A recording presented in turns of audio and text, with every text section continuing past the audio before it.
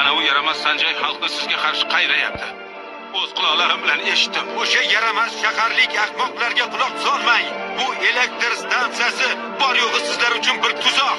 Ular barini yo'q qilib tashlashmoqchi.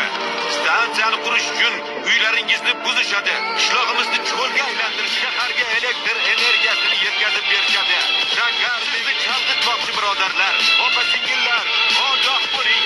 Agar maqsadimiz bir bo'lsa, nega biz qarama-qarshi tomondamiz? Shundoq ham odamlar chalg'ib qolishadi. Aksincha, ular seni asl qiyofangni ko'rishdi. Asl qiyofangni. Asl qiyofam qanaqa ekan? Sen birinchi raqamli firibgarsan. Sen kabi odamlar Maharashtrada tug'ilganidan uyalaman.